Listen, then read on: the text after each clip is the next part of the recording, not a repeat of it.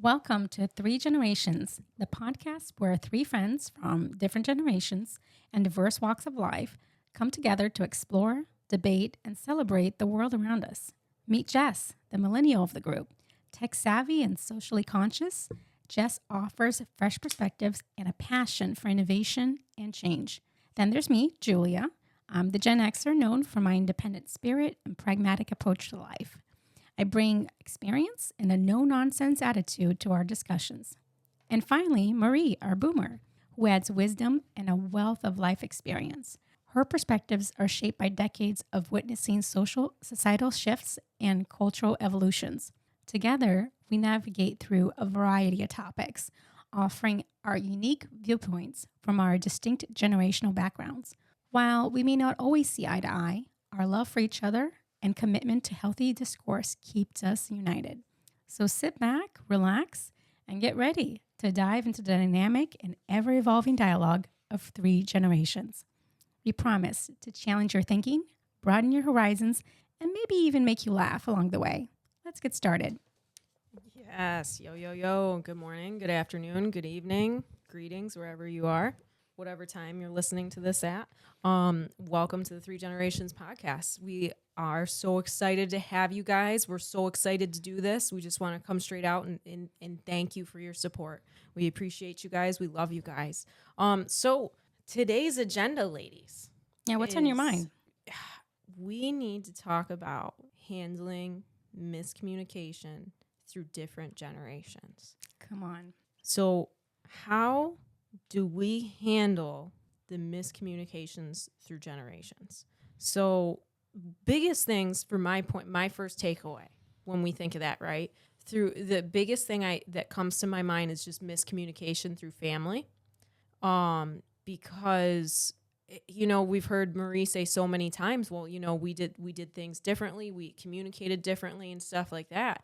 One of the biggest things I think of is because where I grew up, my father literally, he jokes around, he calls it the Ponderosa, because I grew up on 50 acres of land, right? My grandmother and my grandfather purchased 50 acres of land and they built a house on it. And then there was a barn that was on the property that my grandmother, either she built the apartment over it or there was already an apartment over the barn. And then like my cousins grew up on the property and I had two aunts that lived on the property. And then my great-great-grandmother also lived on the property until the late 90s. And everybody would meet at my Aunt Lori's house. And my grandmother eventually built a diner and they actually named it Coffee at Lori's because everybody would kind of, get around the watering hole and everybody get talking. And there was no hidden things between anybody. You know what I mean? Everybody knew everything. We all just walked into each other's house. Like, a couple episodes ago, Jules brought up how she thinks it's crazy that, her in-laws just leave the doors open. Like that whole circle that we grew up on, it had 1, 2, 3, 4, 5 houses on it.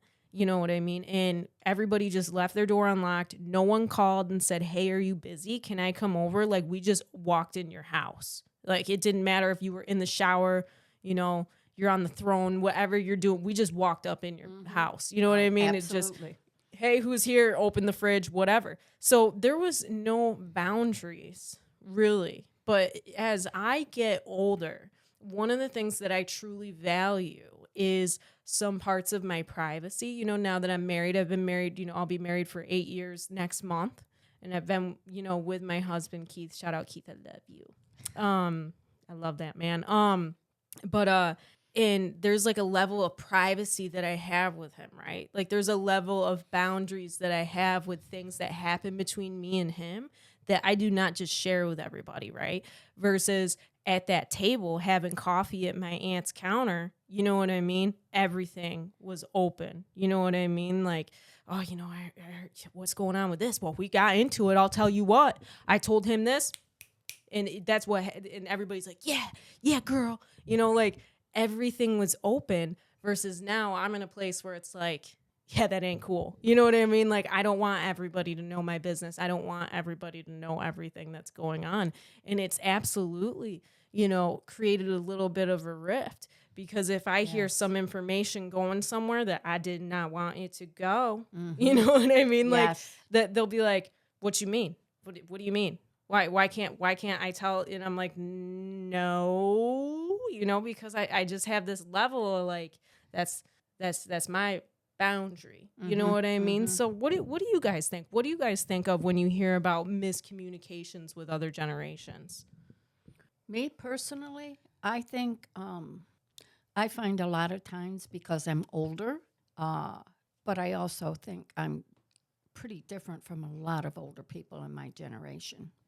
But on the whole, until someone talks to me, I think they look at me as an old person. Yeah. Like, Unless they give you a chance. But yes. You grew up in a house that there were multiple generations. Multiple generations. My grandmother had 7 children, plus my mother, me, my grandmother, my grandfather, and my great-grandmother. We all lived in a 3-bedroom, 1-bath house.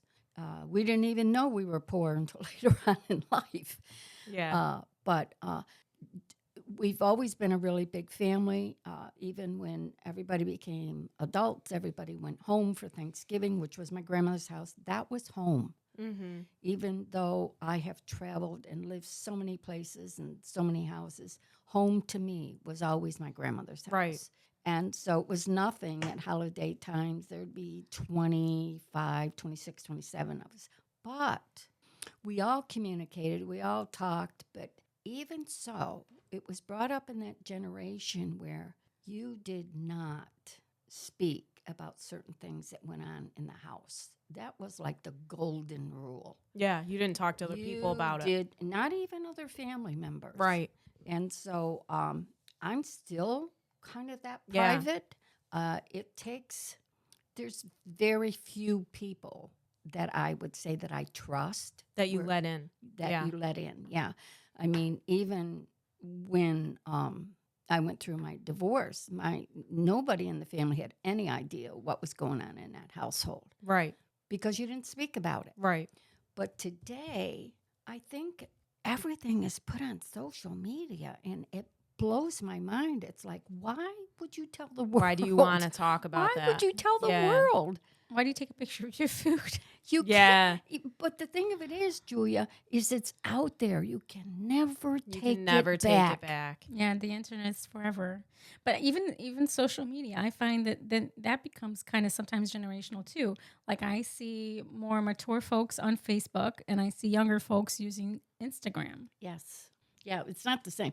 I don't do any social media. I am that person. I got something to say, I'm going to find you. And if you've got something to say about me and I don't know about, I'm still going to find you. I just want to point out the way you just said "know about" was just so New Yorky. I just need to point that out. But just so y'all know, the line has been drawn in the sand just for you guys. But yeah, 110%. See, so I used to have social media, and I'm not going to sit here and tell you like, I didn't scroll on it. That was part of the reason why I got rid of it, is because I was scrolling. People spend hours. Yes. But there's this level of like you said, Marie, like the things that people are willing to share and talk about that are actually happening in their lives. Like you brought up when you divorced your husband, your first husband, right? So that was something that you kept totally private versus now you'll see people like just slinging the dirt. You know what I mean? Like, and just, full on keying it up on there. Like you just airing out the laundry for everybody to see, and it's a totally different world. So let me ask you guys this. Is there a positive or a negative how does that turn into miscommunication when we're doing that though, at that level of platform? Are you talking about on social media? Yeah.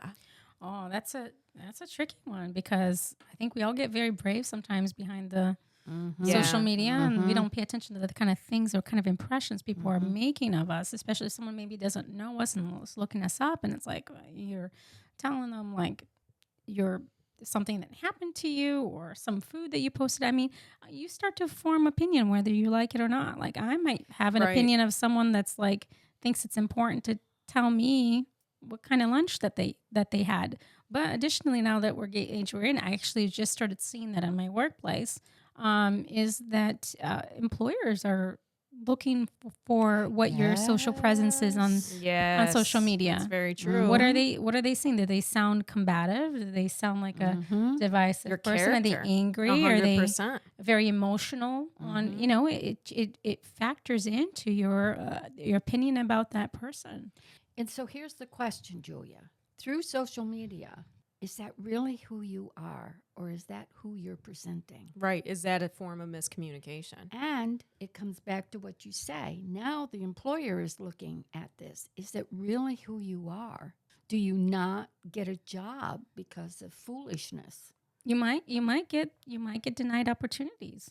Well, Yeah. it doesn't even, I mean, employer, that affects you economically. That's just a huge thing, right?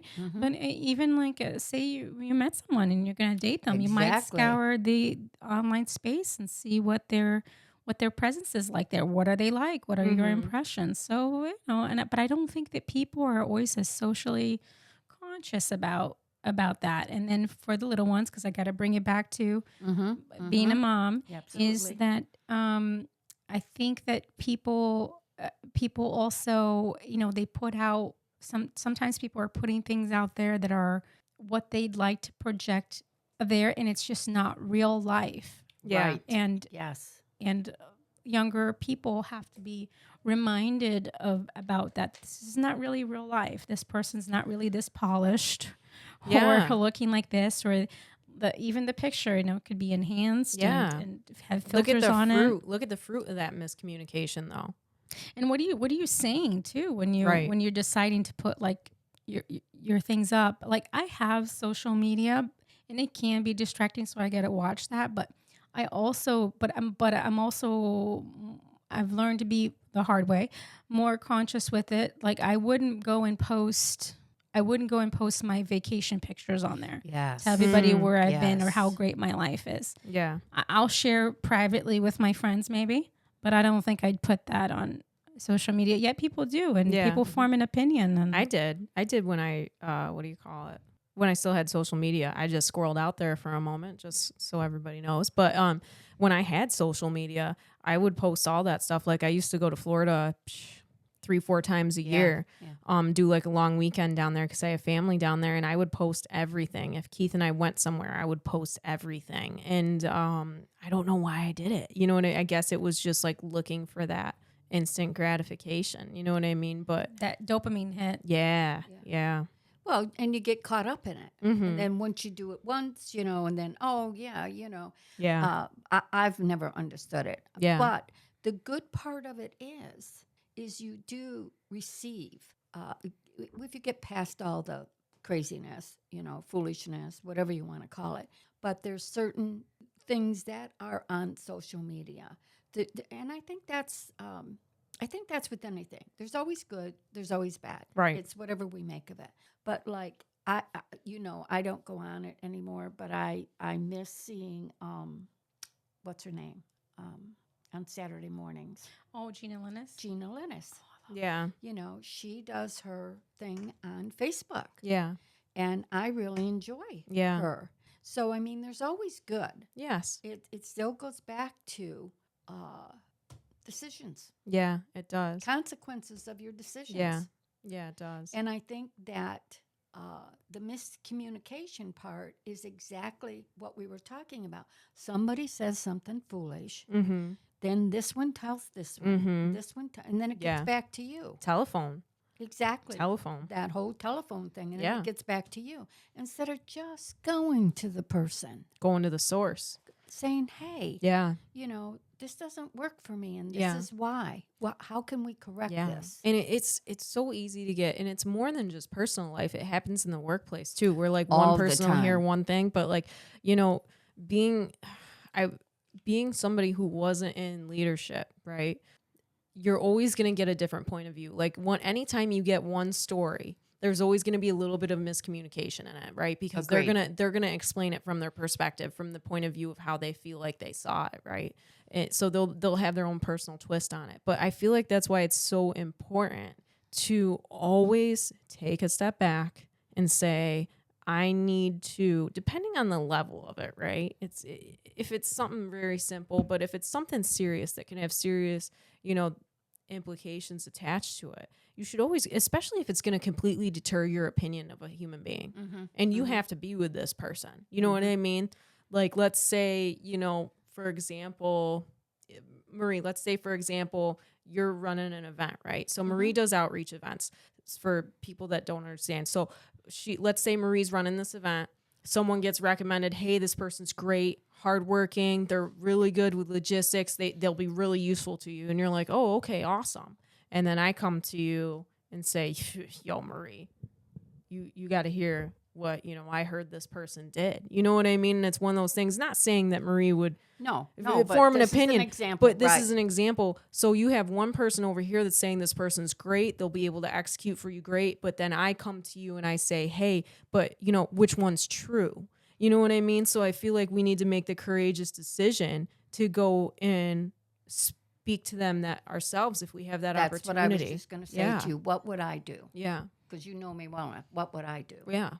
Well, I actually just had a real workplace example with a miscommunication between myself and another generation. So just to summarize it, I transitioned into a new position where some roles and responsibilities were transferred to me, and the person that previously did it is a boomer, and she's been doing that position for a long time. And we came across this task, and it's like a once a year kind of task. So I really needed to get some understanding, and we just had different perspectives. Now I'm going to tell you how I messed up and how I made it up. But this person, they wanted a meeting, and they were going to explain, and then at the meeting, then they were going to tell me what's needed. And my Gen X self, very self-reliant, I'll figure it out kind of attitude. Yeah. Don't tell me what to do. Just kind of like, just tell me what you need. I'll figure out how to get there. That's my default, man. So I was very like, okay, no, we don't have a meeting. Just tell me what the end result is. I'll get there. And this person got rightly so.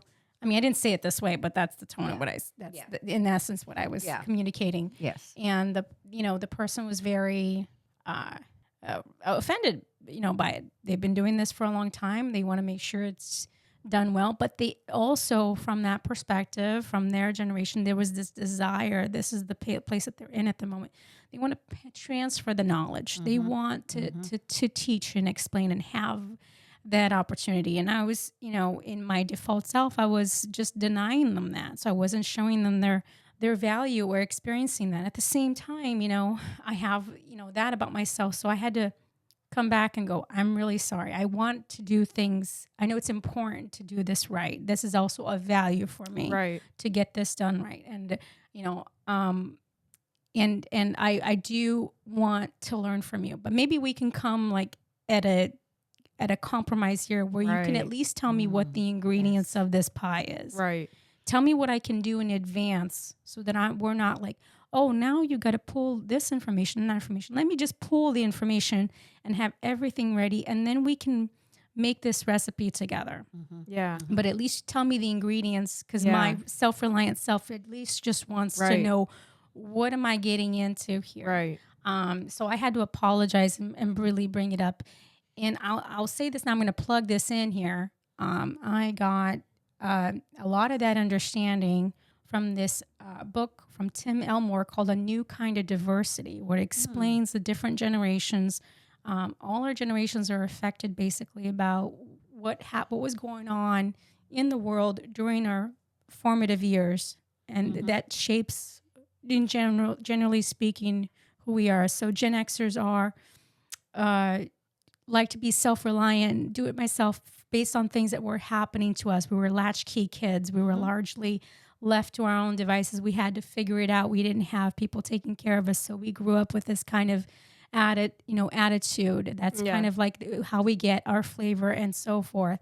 And so when I was thinking about this person and trying to understand where they were coming from and why we were so oppositely different about how we were going to get this thing. And at the same time, like the shared value was it was important to both of us to get this task done right. So at least we had that, but how the practice or how we went about it was different. And reading this book really helped, because I understood, okay, this person's value is to pass on the knowledge, and I got to respect that. Yeah. And I have to make time for that. And maybe this person, I can help him understand where I'm coming from, where I have to at least be able to start with something, or have something to work with. Yes. But we bridged that gap. I messed up, but I made it up. And so I just want to also encourage, if you come across something like that, just eat that humble pie, apologize, Yeah. and you can make it up. But it required me to really like take a look and try to see understand where that person was coming from, their value, and understand that. Did you guys ever come across anything like that, like either in your workplace or in your Yeah. family Absolutely. life? Yeah. I just did. We Yeah. just. I just 100%. We're talking on each 100%. other here. did. Yeah. Well, Yeah. she does co-op, and I'm not there. I'm not there. But Yeah. So I'm for our listeners, that is it's a outreach. program. Yes. And of course, it's a program that I started from the beginning and then hand over to Jess. It's one of the things I do. I love starting up projects and then finding a young person to hand it over to. I just love it. But anywho, so I was there and I was training someone, and Jess and I have a very close relationship, and a lot of times we think alike, so on and so forth. So I'm just moving along and just doing some things, and in my mind, I'm thinking, well, Jess gets it, she knows. And by just about the end of the day, Jess came to me and she's like, what happened? I'm not using her exact words, but how that she, I didn't communicate with her and so on and so forth. So, of course, I apologized. But what I did do, because I didn't address it, okay, I listened to and she said that to me. Are you going to listen to me now? And I'm like, okay, I'll listen. So she expressed herself, and I said, okay, I apologize. So when I went home that night, I had to think about it. I'm like, okay, like, what did I do? What were my actions? And I need to clarify this. So when I saw Jess the next morning, and after church, I said, can we have a conversation? And so I said, I need you to explain to me why you felt the way you felt. I said, I know what I'm thinking, but I want confirmation from you. Is that the avenue I took? Because I can't correct something if I'm not sure that's what it was. So she explained to me exactly what I figured it was, and I was like, okay, I won't do that again to you. But it was that it was all miscommunication. Yeah. And it was like, oh, I don't have to explain to Jess. She'll just get it, Yeah. because we work very closely together. But that's so wrong in Yeah. so many ways. Well, and here's the crazy thing too is I was also wrong, and I was also miscommunicating because it started straight out the gate. So to understand, I was, given the task of, okay, I want you to do this, this, and this tomorrow. Well, that's going on. And I was like, got it.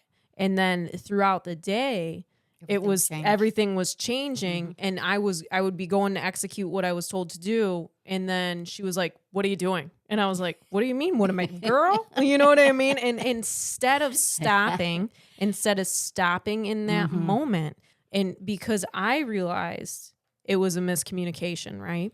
But instead of stopping in that moment and pulling her aside and saying, hey, let's time out right now. What are we doing here? Because, I'm trying to go in this direction, but you're telling me that I got, I'm trying to go right. You're telling me I got to go left. What's going on? Right. So it was also 50-50 on me as well, because I didn't stop immediately and this goes into so many other things where it's like, how many times throughout just different situations where we just automatically assume, well, this is what's going on. It's, it's not, it is. And, there are times where we do need to just let it blow over. There are times where we do need to just not, just walk away from it. But there's a fine line of when do we stop and say, yo, miscommunication's going on. We're dropping the ball right now. What we need to regroup. We need to pull it up, so.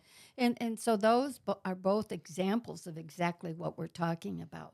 But in both examples, we came together and had a discussion about it. Bingo. And that's the key. There's miscommunication all the time in everything with everybody. Yeah.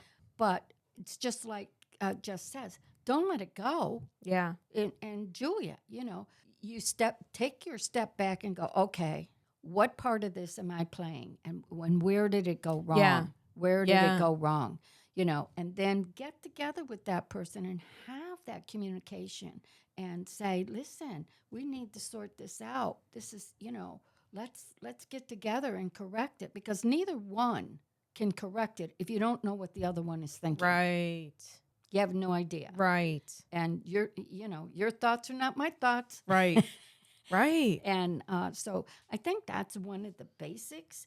And it is difficult from generation to generation, because when we get in a certain mode, we have I don't know if it's Like opinions. dispositions? Yes, we have certain things that, and I know you've heard me say it, even, and no matter what programs I put together, here's the basics. They can't change, but how you incorporate them and work on them is going to be according to who you are. Right. You are not going to do them the same way I'm going to do them. So again, that's communication.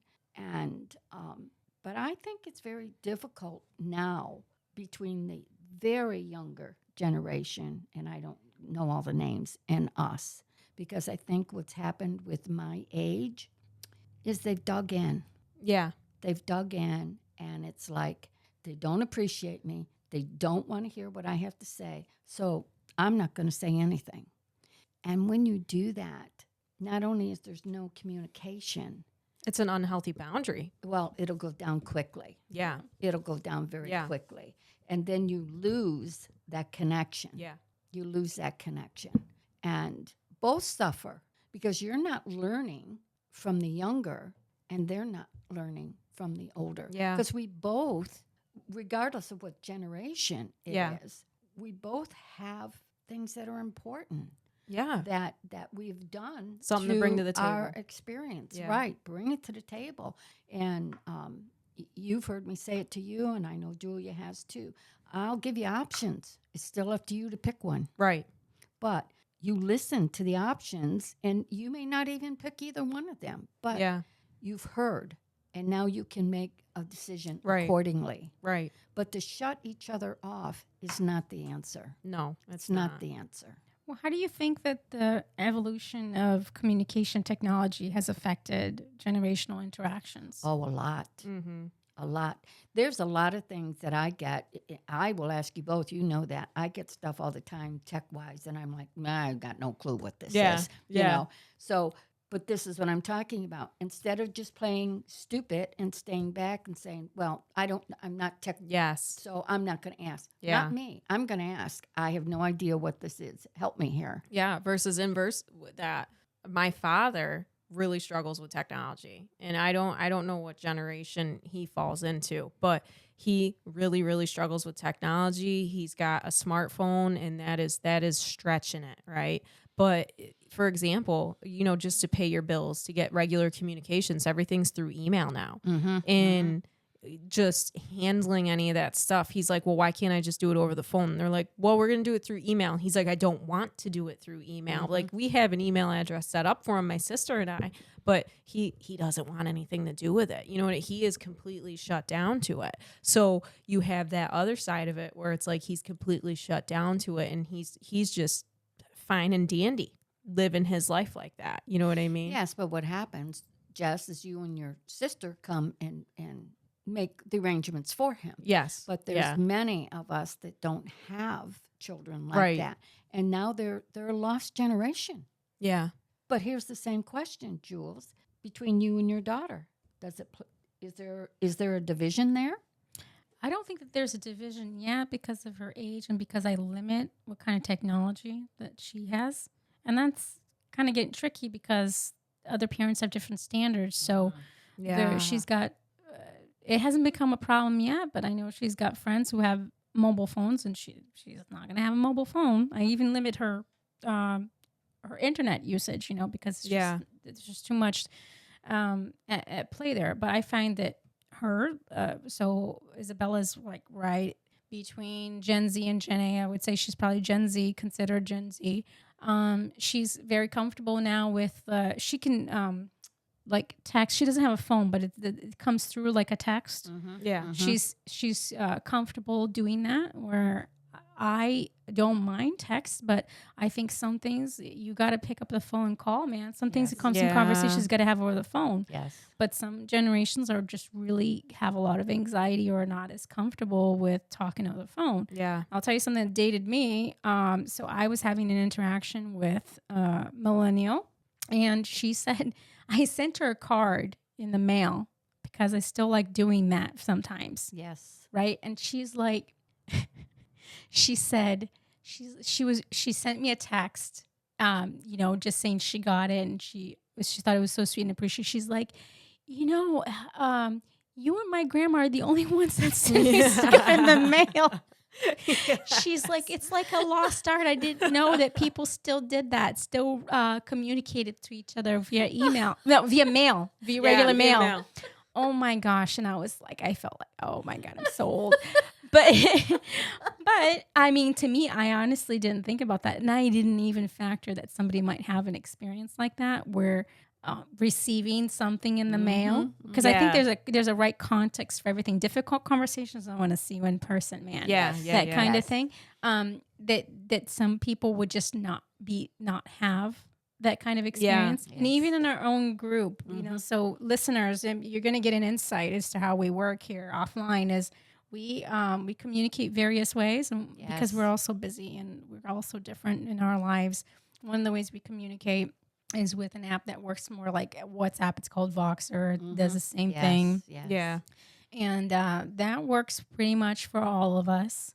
It gives an ability it's the next best thing to being in person, because we have an ability to not just text and send pictures, but we can also just record our voice. So you can hear the intonation and everything like that, and you can speak more freely. But we have a dear friend, Boomer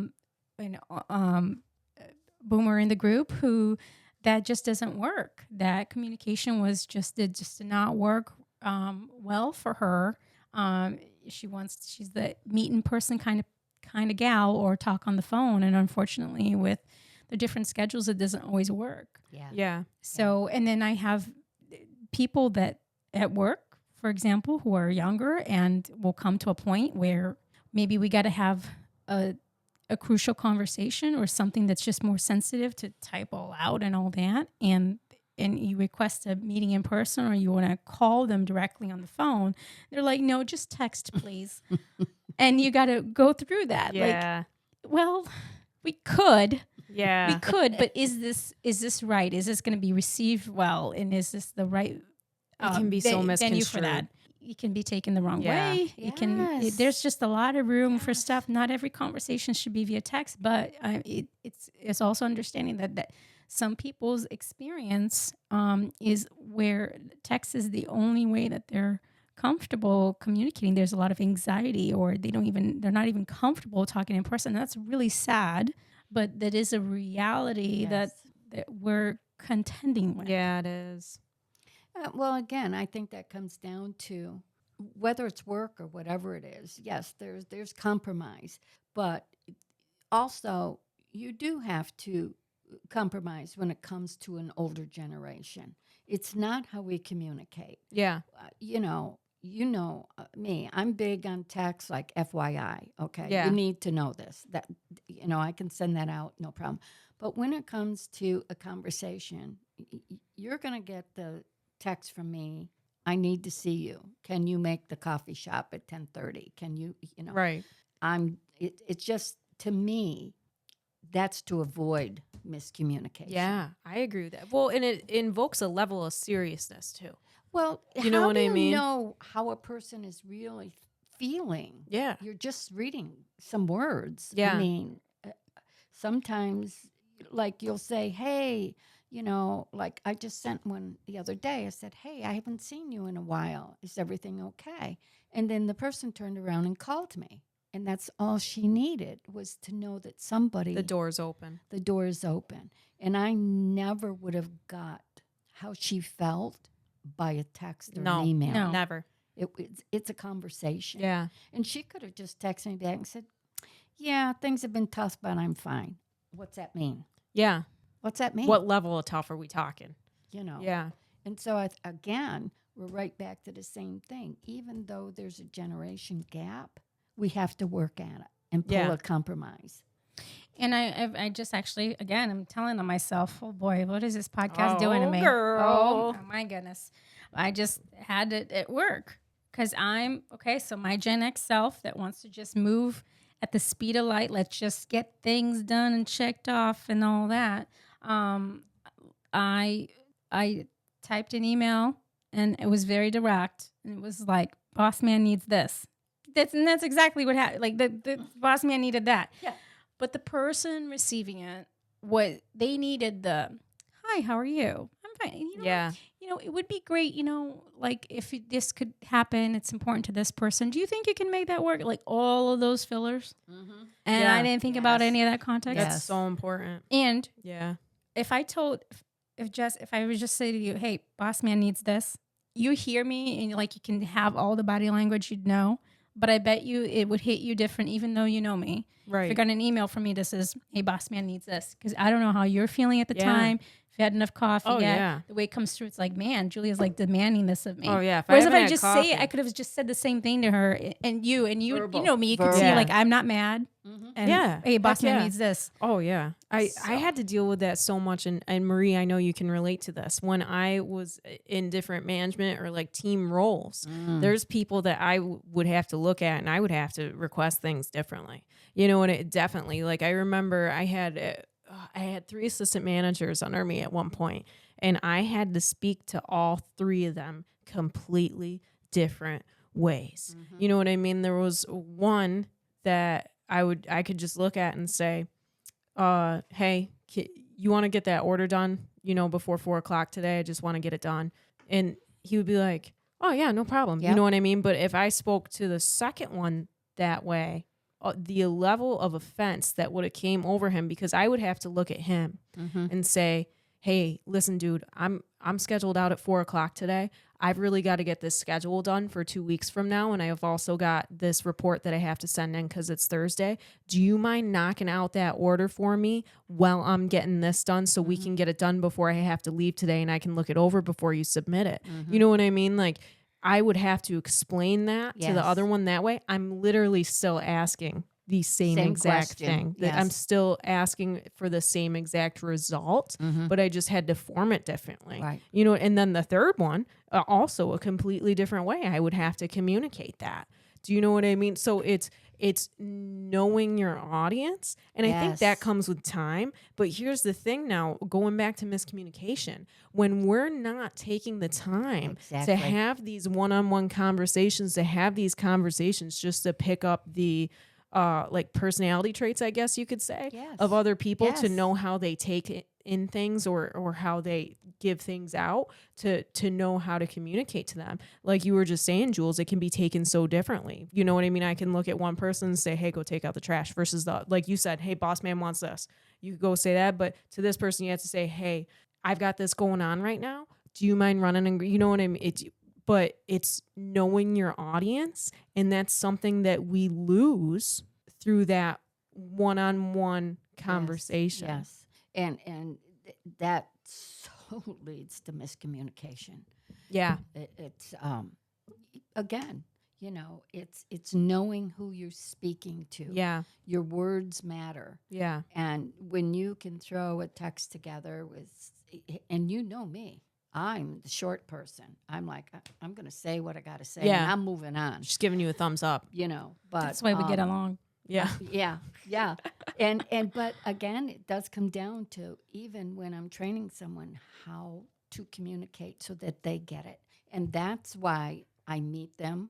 That's why I have coffee with them and try to figure out who they are. I want them to talk to me. I want them to explain to me who they are, so I am able to communicate to them in that direction. Yeah. What makes them tick? What motivates them? How do I have to get this information? Right. This knowledge to them. Yeah. And I think that's where the generation gap comes from.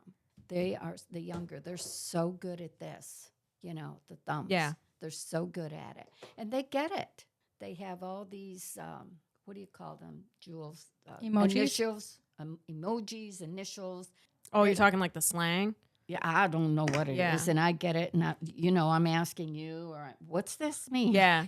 What does that? What's FYI? It took me a long time to know for your information. Yeah. Because I'm like, what's this person trying to tell me? Yeah. But for the background people, now she uses FYI like For everything. everything. Yeah. Because I don't need you to respond back to right. me. Right. Just this. I'm just telling you this. Run with it. But how cool is it that once that got introduced to you and once you opened to it and you understood it, that now you're like, oh, I like that. I'm going to utilize I'm that. going to use that. Yeah. But I think that's where the gap comes from. So Yeah. it's a learning process to bring us together. Yeah. Have the patience to go to that person or someone and Yeah. say, what are they talking about? Yeah. Yeah. Like, or the younger person to say, oh, they're just, they're just old. They can't get it. Don't assume that we can't get it. No. Give us a break. Yeah. Take that moment and say, do you understand what that means? Yeah. Or see the person and say, hey, I sent you a text. You didn't get back to me. Was Yeah. there something in there you didn't understand? Yeah. Or can I help you in some way? Yeah. Don't always assume what the other person is thinking. Oh, yeah. And I think that's a lot of the gap here. And Yeah. we're both guilty of it. Both. I don't care what generation. Yeah. We're all guilty of Yeah.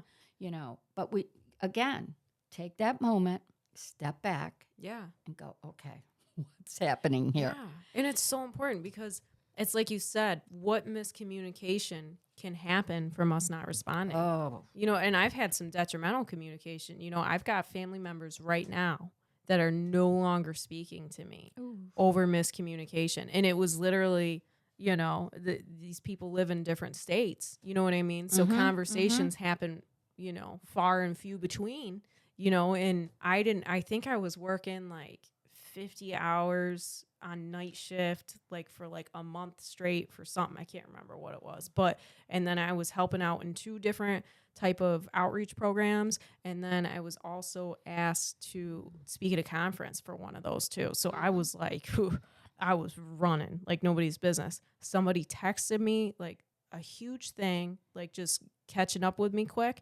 And I think it was sent to me during the day when I was sleeping. And I saw it and I was like, yep, got it. Put the phone back down, tried to get a couple more hours of sleep before I had to go into work. I completely forgot about it. Because I just had so much on my plate.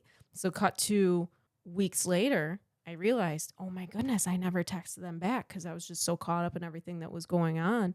Lo and behold, to go to text them back to find out that they blocked me. Oh, You know what I mean? And it wasn't a purposeful, like, I'm ignoring you, I'm not speaking to you, you're deaded. You know what I mean? It wasn't anything like that. It was just, I was balls to the wall busy. You know what I mean? And it's just the way it felt. Yes, and that comes down to the communication. It's all about them. It's all about me. You didn't answer me in 2 seconds. Yeah. And so again, you have to step back. Like, okay. Yeah. My thought immediately would be, okay, something's going on. They can't get back to me. Yeah. I would give a little leeway, and then I would send, and I'm famous for this with one of my vendors, I send a little wave. Yeah. Yes. I have gotten those waves before. And I have a vendor. I love him dearly. But he's like, yeah, I'm going to call you back in an hour. And I wait 2 hours, and I send him a little wave. Right. Right. But, and so that's a huge miscommunication. Yeah, it is. And part of it's on me, too. And ignoring Yeah. it. Yeah, and because I didn't ignore it on purpose. No. But you know what I mean? Life happens. It was literally like, I think a couple of weeks later until I realized it. You know what I mean? Like, oh, crap. And I'm going to respond to that later. Right, but it went to extremes. Yeah. It went to extremes. Over a miscommunication. Yeah. so I think with all of our topics so far these past couple of weeks is the importance of just listening. Yes. And Wow. honoring the person. I'm seeing that just keeps coming up no matter what we talk about. Yeah. No matter what the topic. Is there do you guys want to add anything else to this topic? Is there any closing thoughts? Yeah, I would love to hear from a younger person. I would love to hear for someone like early 20s how they feel communicating with the older generation, especially the boomers. You know, are you working with someone like that? Is it your grandparents? Right. Is it a neighbor? Right. Yeah, I would love to hear Yeah. from What them. hang-ups are you guys What? running Yeah. into? What's difficult for you? Or what works? What works? Yeah. Either way, I would love to hear from them. Yeah. So shout out to our Gen Xers and Gen Zers and other young people. Feel free to write to us at podcast3generations@gmail.com. Let us know. How does it do you feel? When is it that you feel heard and understood by an older generation? Or And do you, ignored. or ignored? What works for you? When do you feel like you can approach another generation? Do you have anybody in your life right now that really that you communicate with well, or what advice do you think that you could have? What do you have to say? Anything you want to say? What are your comments on what we've talked about? Again, thank you so much for tuning in to Three Generations. We hope you enjoy the conversation and that it sparked some thoughts of your own. Remember, our goal is to foster understanding and respect, and even when we don't agree. So don't forget to subscribe, leave a comment, send us an email. If you enjoyed today's episode, your feedback really helps us grow. We're interested in what you have to say, and we want to continue to bring you engaging content. So join us next time for more lively discussions, insights, and a bit of fun as we explore new topics together. And until then, keep the conversation going, stay curious, embrace the differences that make our world so vibrant. And from Jess, Julia, and Marie, thanks for listening to Three Generations. See you next time. Thank you, guys. We love you guys.